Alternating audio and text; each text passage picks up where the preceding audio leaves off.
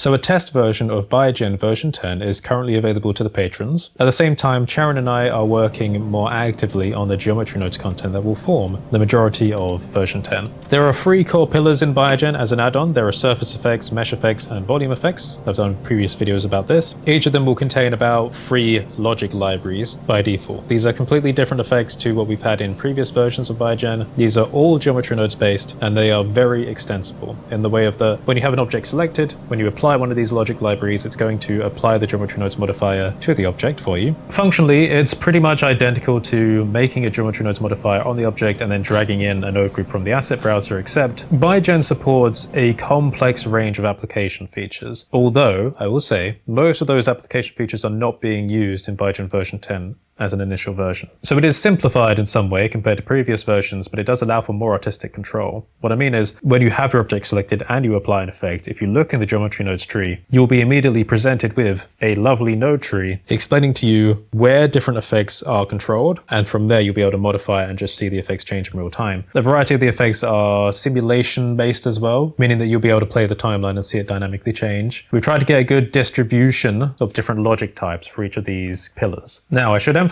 that the development for Biogen, because Biogen on its own is a free add-on, is controlled by the Patreon fund, which has gone down over the last month because of the Christmas New Year period. So at the moment, you collectively as a community are paying for 5 to 6 hours of work on free projects per month. When updates are made, if there's something ready to release to the public, then I make a note about it on a spreadsheet, and the amount of unpaid overtime is also marked at that time, and that will only be released to the public when the overtime has been paid for. So I think at this point in time, I've accumulated about 700 and something pounds worth of overtime, and the Patreon fund's about 200 and something pounds. So with that in mind, if I came up with something to share with people now, it would take a few months before that became public. And that overtime is going to increase because you paid for more hours of work. And you might think, well, why are you doing overtime? You know, if people are only paying for a set number of hours, why not just do those hours per month? And the reason is because of a cognitive flow. You know, it's weird to be in the middle of a debugging problem and then suddenly have to stop working on it just because the timeline cut there. You know, sometimes you actually want to get the problem finished. Or if you're in a flow state and you're being productive, you want to get a bit extra done for people. And you may not remember to do those particular tasks, or you may not be as creative as you were in that moment, like on the next month. So I will never not work on free projects for people when I really feel like it, because it's been hard to kind of come by those moments. So that's why there's overtime. And all the work done in that overtime is transparently made available to you. We have a wiki, a relatively new Gitbook documentation system, and you can go and you can look through the work notes so you can see what we were working on. Some days were more detailed than others, but that's generally because certain tasks take quite a long time. You know, their time sinks. There's lots of like micro testing and changes and stuff that need to be done, but you can keep track of me. And I also, like I said, have a spreadsheet, so I can tell you exactly what amount of time was done in each day and what the time projection is for certain projects and all of that. You know, the ultimate goal is just to produce as much stuff for the Blender community as I can. And much like how in the recent Blender donation push, where we managed to help raise Blender a huge amount of money, one thing I said to people was, you know, if you get more than about $5 worth of value from Blender every year, then why not give $5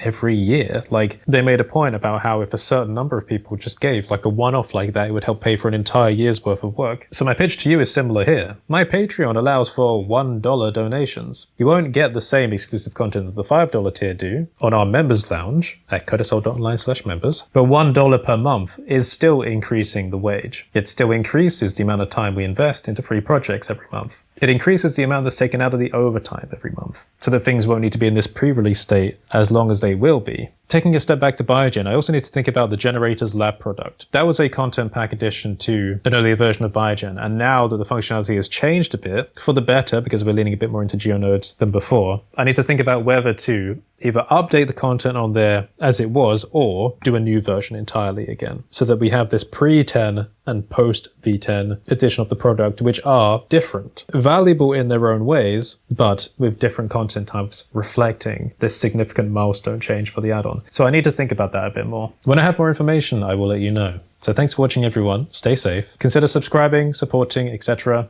And I will see you next time.